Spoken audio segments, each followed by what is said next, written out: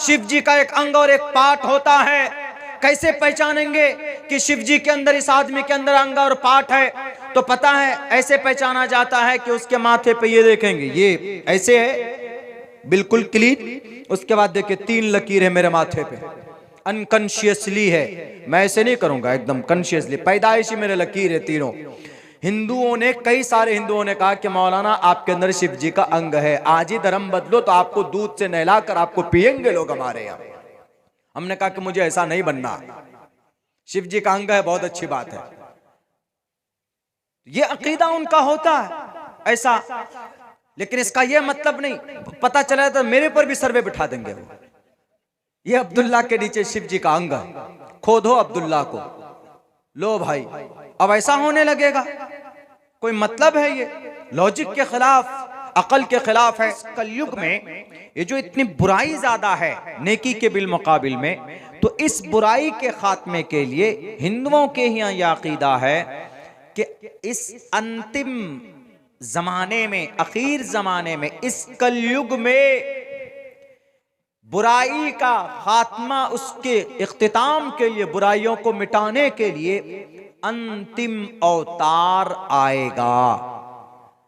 कलयुग में अंतिम संदेष्टा आएगा, यानी आखिरी मैसेंजर आएगा, अंतिम अवतार। और ये अंतिम अवतार अब आएगा तो आएगा कहां पे? भारत में आएगा तो कहां पे आएगा? कौन सी जगह? तो उस जगह को पुराण में लिखा, संभल गराम, वो संभल में आएगा। अब इन्होंने देखा कि संभल, मुरादाबाद ढूंढा कि संभल कहां है। इत्तेफाक से उनको मुरादाबाद वाला संभल मिल गया। कह रहे हैं मुरादाबाद में संभल है। अब अंतिम अवतार यहाँ संभल में आएंगे तो, लेकिन वहां संभल में आएंगे कहां पे? वहां तो मंदिर है ही नहीं, सब तो मस्जिद ही मस्जिद है।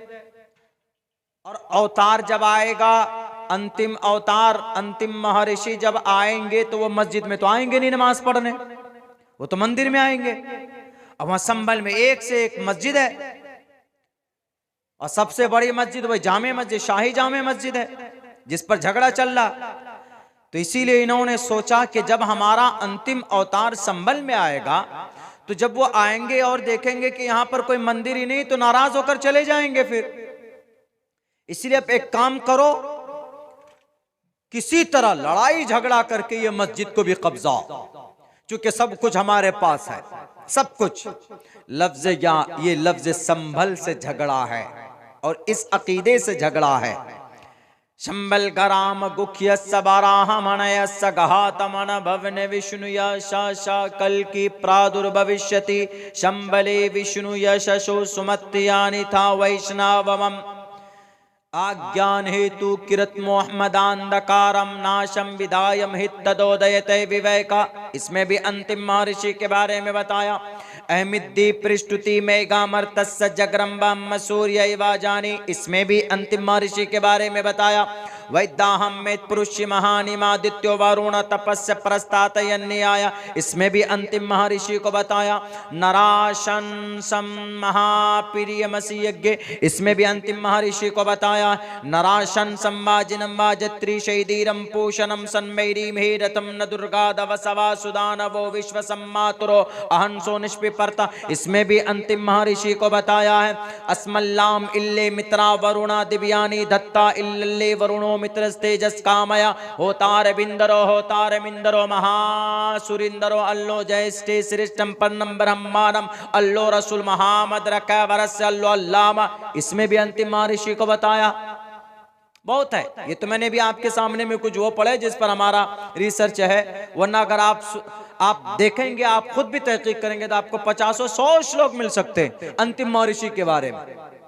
अंतिम आखिर जमाने में एक महर्षि आएगा, लेकिन अब इनका अकीदा यह है कि संभल में आएगा। संभल, ये वाला संभल जो मुरादाबाद वाला सीन से है, संभल है।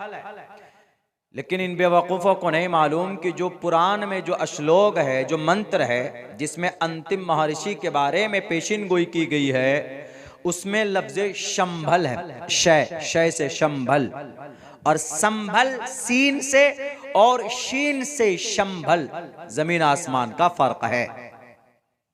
जाहिलों को क्या पता, इन लोगों तो कभी गए नहीं पाठशाला वगैरह, कभी नहीं गए लोग कहीं पढ़ने के लिए, तो इनको पता चलता कि भाई क्या लिखा है मंत्र में, श्लोक में क्या लिखा है। इसलिए मैं हमेशा उन लोगों को कहता हूं पढ़ो, ये मैं नहीं कर रहा हूं, कृष्ण जी कहते हैं पढ़ो, पढ़ाने से आदमी की क्वालिटी बढ़ती है। पढ़िए, अल्लाह का पैगाम भी सबसे पहला कुरान में यही है, क़रा बिस्मि रब्बिकल लज़ी खलक़, पढ़िए। मेरे भाइयों, लफ्ज़े संभल से झगड़ा पैदा हुआ, और ऐसा झगड़ा हुआ, इतनी तेजी केस में आज तक नहीं देखी गई जितना कि संभल वाले मैटर में तेजी आई। एक आदमी याचिका लेकर पहुंचा, कहां पर, वहां के सेशन कोर्ट में पहुंचा, शायद हाई कोर्ट या कहां पहुंचा, कोर्ट में पहुंचा। क्या मैटर है? अच्छा, संभल की जामे मस्जिद के नीचे मंदिर है, ठीक है, क्या करना है? सर्वे। फौरन लिख दिया जजमेंट, जाओ सर्वे होना चाहिए। और फौरन वो चीज चली गई सर्वे टीम के पास। सर्वे टीम से फौरन पुलिस वाले सब मिला जुला करके एकदम 2 घंटे नहीं लगे, 2 घंटे के अंदर पहुंच गए। कहां? मंदिर ढूंढने के लिए 2 घंटे। अगर इतनी फुर्ती विजय माल्या को पकड़ने में लगाते ना, 9,500 करोड़ रुपए बच जाता हमारे देश का। 2 घंटे क्या, 2 साल भी कम पड़ गए उनको। अगर इतनी फुर्ती समाज के अंदर बुराई के खात्मे के लिए लगाए जाए ना, तो एक भी रेपिस्ट, एक भी डाकू और एक भी करप्ट लोग नहीं पाए जाएंगे हमारे देश में, और हमारा देश पता नहीं कितनी तरक्की करेगा।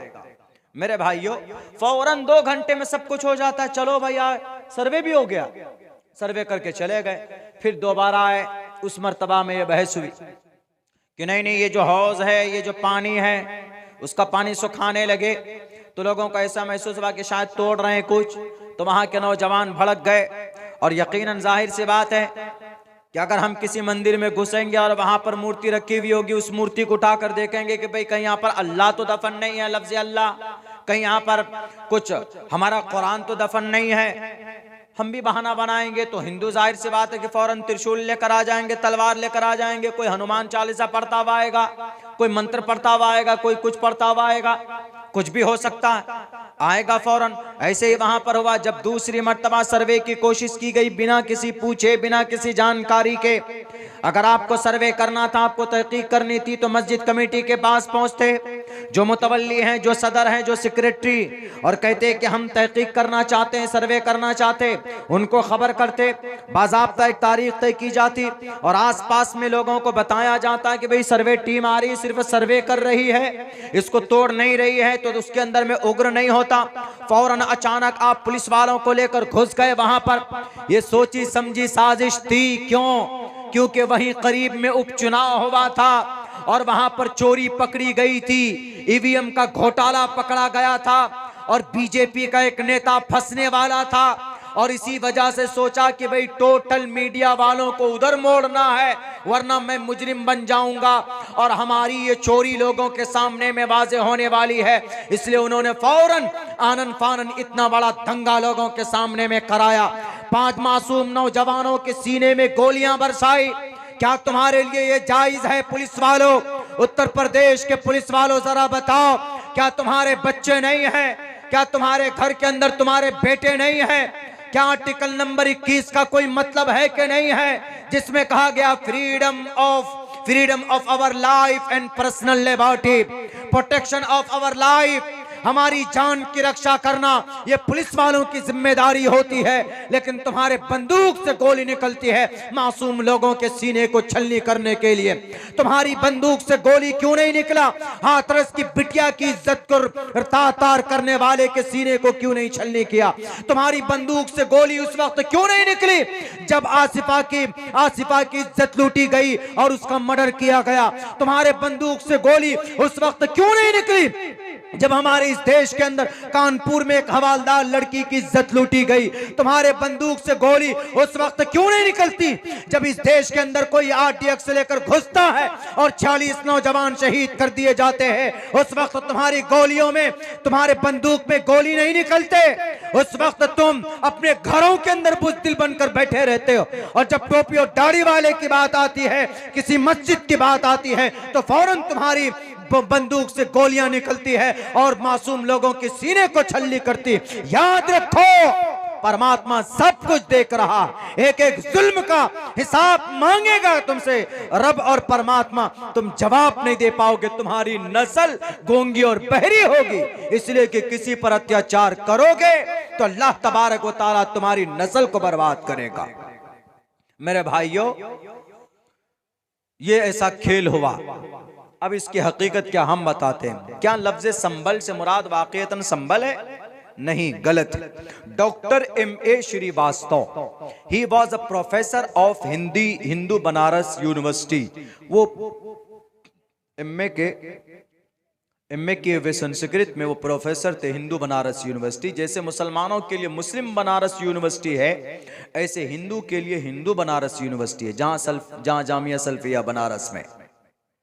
हर किसी के बड़े इदारे होते हैं माइनॉरिटी का, जैसे दारुलूम है, नदवा है, मज़ाहिरुलूम है, और आजमगढ़ में भी कई सारे इदारे हैं। खैर, तो क्या इसकी हकीकत क्या है? देखिए, मैं इसकी हकीकत शुरू में सबसे पहला हमारा रिसर्च जब था किसी चीज में, तो जनाब मोहम्मद रसूलुल्लाह के ताल्लुक से लफ्ज़ संभल के ऊपर हम इसकी एक्सप्लेन करते हैं, उसके बाद हम अपनी बात पूरी करते हैं, चूँकि वक्त भी काफ़ी हो चुका है। यह जलसा आपका मेरे ऊपर एक समझिए कि कज़ा कफ़ारा सब था, इसलिए मैं आया हूँ। सन 2019 में नवंबर में प्रोग्राम लिया गया था, मुझे आना था, लेकिन किसी वजह से शायद मैं नहीं पहुँच पाया था। यहाँ तक के सारी तरतीब तय हो चुकी थी, लेकिन कभी कभी ऐसा होता है अचानक। अभी आपको यकीन नहीं होगा, अभी परसों की बात है, मुझे चंपारण से चलकर अररिया के प्रोग्राम में शरीक होना था। तरतीब ये बनी थी कि हम चंपारण में प्रोग्राम करके ट्रेन से मुजफ्फरपुर पहुंचेंगे, और 2 घंटे के बाद वहाँ ट्रेन है जो फॉरबिसगंज पहुँचाती है, और हम फॉरबिसगंज पहुँच जाएंगे 5 बजे, और वहाँ से हमारी गाड़ी से हम प्रोग्राम में पहुँच जाएंगे। पूरी तरतीब उल्टी हो गई। कैसे उल्टी हो गई? ट्रेन पे बैठे सही टाइम पे, आंख लग गई, पता चला कि उस ट्रेन को मुजफ्फरपुर पहुंचना था 7 बजे, वो पहुंची 10 बजे, और जो ट्रेन हमको मिलनी थी 9 बजे, वो ट्रेन निकल गई पहले, 1 घंटा पहले। अब क्या करेंगे? अब आप वहां मुजफ्फरपुर से आपको अररिया पूर्णिया पहुंचने में आपको किस्तों में बस लेना पड़ेगा। दिन में डायरेक्ट बस मिलती नहीं। आप वहां से दरभंगा आइए, दरभंगा से फिर आप फॉरबिसगंज आइए, वहां से अररिया आइए, फिर पूर्णिया पहुंचे, फिर कटिहार, फिर किशनगंज पहुंचिए। वो पता चला कि रात को 9, 10, 11, 12 बज जाते हैं। कभी कभी ऐसी तरतीब हो जाती है, कभी कभी ऐसा होता है कि भाई बैठे हैं एयरपोर्ट पे, नागपुर का प्रोग्राम में हमको जाना था, एयरपोर्ट पे बैठे हैं, आखिरी फ्लाइट थी, हाँ भाई चलो बोर्डिंग ले लिया, बैठे हुए हैं। 10 मिनट के बाद ऐलान होता है कि ये फ्लाइट कैंसिल हो गई। लो भाई, सुबह जाना है आपको, सुबह हम पहुंचा देंगे आपको। अरे जलसा रात में, सुबह जाके क्या करेंगे? अब लोग समझते हैं कि मौलाना साहब ने धोखा दे दिया। हाँ, ऐसा मेरी आदत तो धोखा देने की नहीं है, अलबत्ता कभी कोई मामला सामने आता है, जैसे अभी हमारा एक्सीडेंट हुआ तो कुछ प्रोग्राम को हमने अपने दर्द की वजह से कैंसिल किया, तो 10 दिन पहले बता देते हैं कि हम नहीं पहुंच पाएंगे। कभी वक्ती तौर पर कोई परेशानी आ जाती है तो एक अलग बात है। तो शायद वैसा ही कुछ हुआ होगा। सन 2019 में मैं नहीं पहुंच सका था, लेकिन फिर भी इन्होंने बर्दाश्त किया, अपने गुस्से को काबू में लाया। जाहिर सी बात है कि कोई भी कमेटी जब लोगों का टॉर्चर होता है कि अरे फलां साहब आने वाले थे, दावत आपने दिया, क्यों नहीं आया, इसका मतलब आप झूठे। लोग टॉर्चर करते हैं और वो पूरा भड़ास फिर हम पे निकालते हैं। तो कोई बात नहीं, ऐसा होता है। प्रोग्राम में 10 आदमी होती है, 10 जुबानें होती है, तो हमने सोचा कि भाई इट्स माई ग्रेट रिस्पॉन्सिबिलिटी। हमारे साथ आशिक मियाँ हमारे एडिटर, इन्होंने कहा कि अरे वहाँ से फ़ोन आ रहा, हमने कहा कि कह दो कि भाई आपका प्रोग्राम में इंशाअल्लाह ज़रूर पहुंचेंगे, आप तैयारी कर लीजिए, आप ज़्यादा परेशान मत होइए, हम ज़रूर पहुंचेंगे। अल्लाह के अलावा आपके प्रोग्राम में जाने से कोई नहीं रोक सकता हमको, हम ज़रूर पहुंचेंगे। तो उस निस्बत पर हमारी हाज़िरी भी मैंने ज़रूरी समझी कि भाई चलो एक तरह से कर्ज़ है आपका हमारे ऊपर, तो हमें यहाँ आना था। तो खैर चलिए, तो ये बात हम पूरी कर लेते हैं कि लफ्ज़ संबल की तहकीक क्या, इसकी तहकीक करते हैं, उसके बाद फिर प्रोग्राम का जो भी आगे का तरतीब होगा वो होगा, लेकिन मेरी बात पूरी हो जाएगी। लफ्ज़ संबल के बारे में आया, शंबल गराम गुख्य सबराहमणय सगहातमन भवन विष्णु यशसा कल की प्रादुर्भविष्यति। Doctor M.A. श्रीवास्तव लिखते हैं कि संभल गराम का मतलब अमन की जगह, संभल गराम मतलब अमन की जगह, यह मुरादाबाद वाला संभल नहीं है, संभल मतलब अमन की जगह। आगे मंत्र में है ब्राह्मणयस ऊंचे खानदान, विष्णु यश अब्दुल्ला, सुमतियानी था सोमवती के कोक। तर्जमा कीजिए इसका उर्दू में, संभल गराम अमन की जगह। अमन की जगह कहां है पूरी दुनिया में? मक्कतुल मुकर्रमा अमन की जगह, उस शहर का नाम है अमन। हाज़ल बलदिल अमीन, अल्लाह ने कुरान करीम में उस शहर को अमीन का, अमन का गहवारा बताया। यही वजह है कि अगर कोई मर्डर करके, कत्ल करके उस शहर में पहुंच जाए तो उसको वहां पर सजा नहीं दी जाएगी, वहां पर कत्ल नहीं होता, वहां पर मर्डर नहीं होता, वहां पर दंगे फसादात नहीं होते। मेरे भाइयों, वह अमन की जगह है, पुरसुकून जगह है, वहां पर किसी को मारना जुर्म है, वहां पर किसी को, वो किसी चीज को, किसी पेड़ को, किसी परिंदे को, किसी चरिंदे को शिकार करना भी नाजायज और हराम, नहीं कर सकते। बैरक है वो अमन की जगह। ला उक़सिमु बिहाज़ल बलदिल अमीन, अमन की जगह है वो। और इसी को संस्कृत में कहा है शंबल गराम, अमन की जगह, यानी मक्कतुल मुकर्रमा में, बराहमनयस ऊंचे खानदान में। नबी पाक अलैहिस्सलाम किस खानदान में पैदा हुए? ऊंचे खानदान, कबीला कुरैश में और बनी हाशिम में। सबसे बड़ा घराना और सबसे पुराना और मोतबर घराना कोई था तो बनी हाशिम का घराना था, और कुरैश इससे बड़ा कोई कबीला नहीं था, इससे बाइज्जत और इससे अशरफ कोई कबीला नहीं था, कबीला कुरैश। तो बराहमनयस से मुराद बनी हाशिम भी ले सकते हैं, कबीला कुरैश भी ले सकते। तो बनी बराहमनयस गुख्यस बराहमनयस कहा तमन भवने विष्णु यश, विष्णु यश के जरिए से यानी अब्दुल्ला के जरिए से, सुमति यानी था वैष्णवम, सोमवती के कोक से। सोमवती को अरबी में आमिनतुन बोलते हैं, और अल्लाह के नबी के वालिदा का नाम आमिना था, आमिना के कोक से। अब तर्जमा यह होगा पूरे मंत्र का कि मक्कतुल मुकर्रमा में, कबीले कुरैश में, कबीले कुरैश में हजरत ख्वाजा अब्दुल्ला के जरिए से, उनकी अहलिया आमिना के कोक से, अब्दुल्ला के जरिए यानी उनके जरिए से वो उम्मीद से हुई, वो हमल से हुई, अब्दुल्ला के जरिए से। उसके बाद उनकी बीवी, उनकी अहलिया अल्लाह के नबी के वालिदा आमिना के कोक से संबल गराम में अंतिम अवतार लेंगे, यानी अंतिम जमाने में, आखिर जमाने में जो अवतार आने वाला है,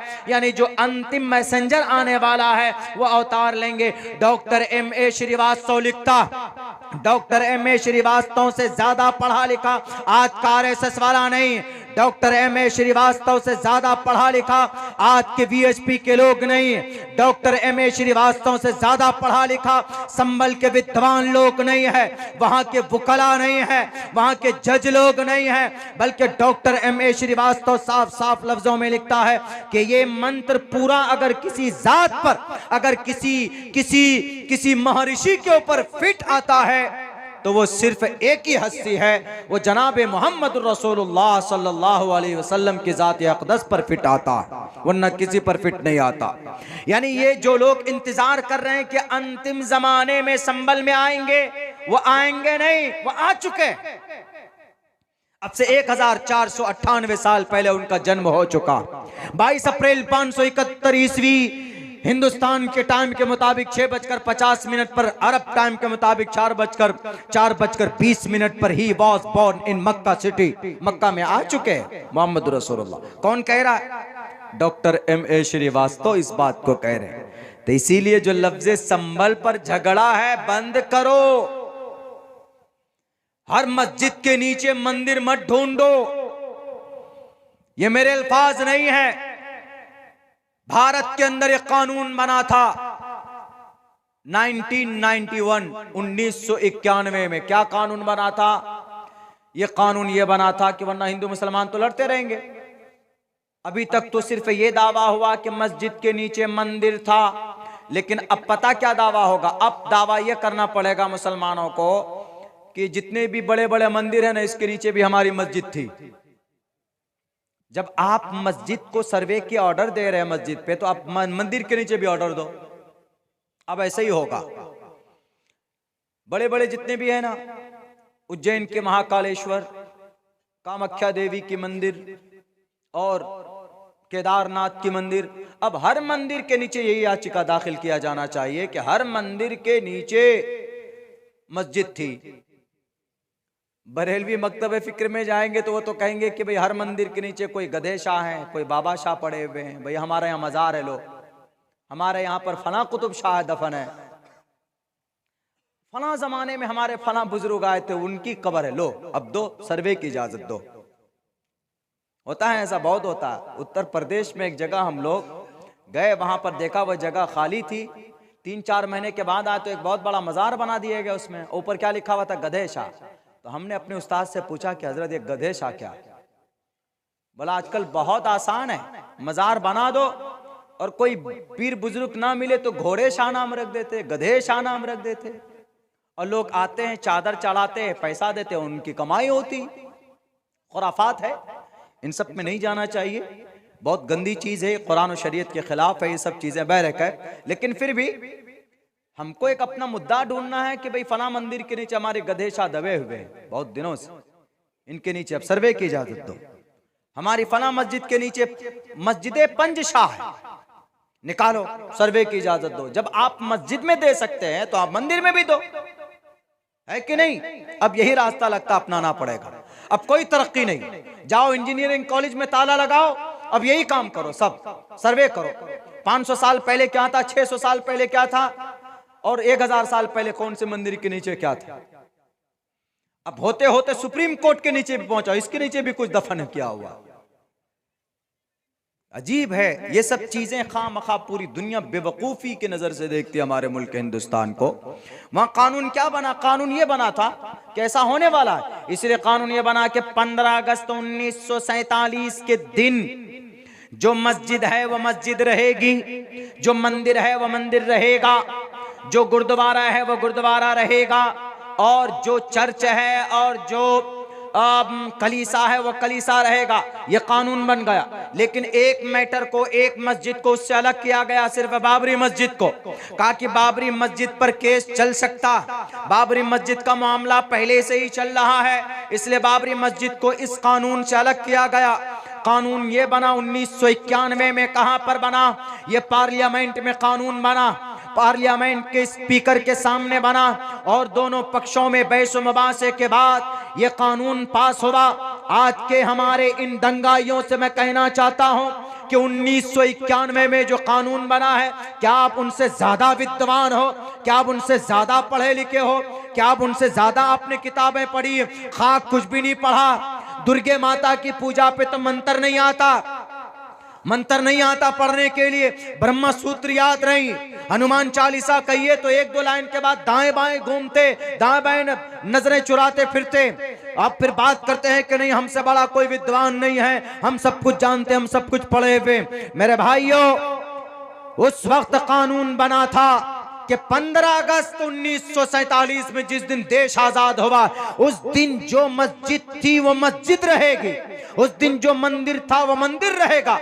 उसके बाद कोई भी मैटर अगर लेकर आएगा कि नहीं जनाब यहाँ 15 अगस्त के बाद 1947 के बाद में यहाँ पर हमारी मस्जिदें घुसी हुई है, मस्जिद के नीचे हमारी मंदिर टूटी हुई है, हमारी फला मूर्ति का सर निकला, किसी का पैर निकला, शिव जी का कोई अंग निकला, शिव जी का कोई अंग किसी आदमी के अंदर, मेरे अंदर शिव जी का अंग मेरे अंदर, मेरे माथे में 3 लकीर देख रहे हैं, ये 3 लकीर, ये 3 लकीर पता है किसको? ये रियल में उसको कहा जाता है जिसके अंदर शिव जी का कोई अंग होता। शिव जी के जिस्म के टुकड़े हुए गुस्से में, तो उन्होंने कहा कि भाई शिव जी का अंग बट गया, कहीं पर शिवलिंग बना जाके, और कहीं का शिव का हाथ बना, कहीं पर शिव का डमरू बना, कहीं शिव का नाग बना, और कहीं पर कुछ, कहीं पर कुछ। लेकिन किसी इंसान में भी होता है शिव जी का एक अंग और एक पार्ट होता है। कैसे पहचानेंगे कि शिव जी के अंदर, इस आदमी के अंदर अंग और पार्ट है? तो पता है ऐसे पहचाना जाता है कि उसके माथे पे ये देखेंगे, ये ऐसे है बिल्कुल क्लीन। उसके बाद देखिए 3 लकीर है मेरे माथे पे, अनकॉन्शियसली है, मैं ऐसे नहीं करूंगा, एकदम कॉन्शियसली, पैदाइशी मेरे लकीर है तीनों। हिंदुओं ने, कई सारे हिंदुओं ने कहा कि मौलाना आपके अंदर शिव जी का अंग है, आज ही धर्म बदलो तो आपको दूध से नहलाकर आपको पिएंगे लोग हमारे यहाँ। हमने कहा कि मुझे ऐसा नहीं बनना, शिव जी का अंग है, बहुत अच्छी बात है, ये अकीदा उनका होता है ऐसा। लेकिन इसका ये मतलब नहीं, पता चला तो मेरे पर भी सर्वे बिठा देंगे वो, ये अब्दुल्ला के नीचे शिव जी का अंग है, खोदो अब्दुल्ला को, लो भाई। अब ऐसा होने लगेगा, कोई मतलब है? ये लॉजिक के खिलाफ, अकल के खिलाफ है। तो बहरकैफ अल्लाह तबारक व तआला हमारे इस मुल्क हिंदुस्तान के अंदर मेरे भाइयों अमन के साथ हर मजहब वालों को अपने अपने शास्त्र के हिसाब से काम करने की तौफीक दे। आखिर के अंदर मैं तो ये दुआ करता हूँ कि अल्लाह तमाम भारत के अंदर तमाम सनातन धर्मी भाइयों को अल्लाह हिदायत दे, कुरान और हदीस समझने की तौफीक दे, कुरान और सुन्नत के मुताबिक ज़िंदगी गुजारने की, खुसूसन हम मुसलमानों को अल्लाह तबारक व तआला इस्तिकामत दे, तौफीक दे। बहुत बहुत भाई मस्जिद का काम है, आप लोग कुछ देंगे तो इंशाअल्लाह आपके लिए बहुत भला होगा। आखिर वक्त है, हाँ, जिससे जो बन पड़े लाकर दे दीजिए, ये हमारे लिए हमारा फरीज़ा बनता है भाई। मस्जिद